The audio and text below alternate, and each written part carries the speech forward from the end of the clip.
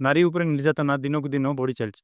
रिसेंटरे Baleshwar Saumyashree case, Gopalpur gangrape, कुंदुली पीड़िता, इतिश्री किंबा 2004 घटी लक्ष्मी माझी मामला, यह सब घटना आम समाज कलंक। यह केवल ओडिशार अंतर्गत नुहे, सारा भारतर एक गभीर समस्या। यार मूल कारण पितृसत्ता प्रधान मानसिकता पेट्रियार्की माइंडसेट।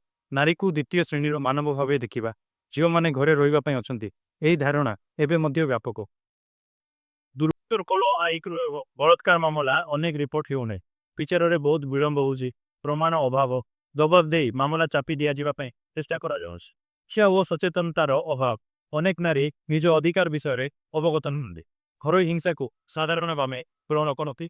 बेकारी और आर्थिक असुरक्षा, मीडिया और पोर्न रो कुप्रभाव, नारी को पूर्ववस्तु भाव देखा धारणा प्रचार पाच।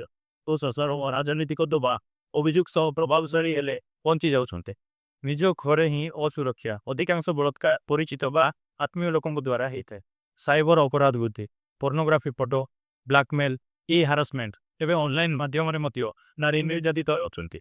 नारी को नारी सप्त समाज दीज एमती कि ना, नारी बोली कि नुहे, से प्रथम एक चेतना दी निजक पचार दरकार सतरे आमे आम पाखे नारी मनीष भाव देखुचु कि मात्र एक भोगवस्तु भाव।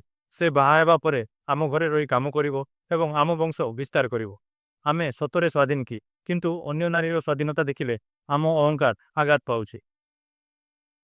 नारी माने तुम्हें क्योंठी दुर्बल, तुम्हें तो यही समाज नुह, तुम्हें अनंत समय अंश, तुम्हें क्या पापार मुंडन माइबा दरकार ना। निजक शक्तिशाली कर, ए जीवन को ठीक भाव में व्यवहार करो। हारिकी सुइसाइड करवा केबे भी समाधान नुहे। वेदांत कही थाए ना नारी ना पुरुष, आत्मा अजन्मा, अमर अवेत्य, लिंग एक भूमिका, जीवन एक अभिनय, किंतु आत्मा हूँ तत्व शाश्वत सत्य। आमे बदलिले समाज बदल, समाज बदलिले नारी निर्यातना बंद हो। जीवन गढ़ा हुए शक्ति और सचेतनतार, भय और दुर्बलतार नुहे।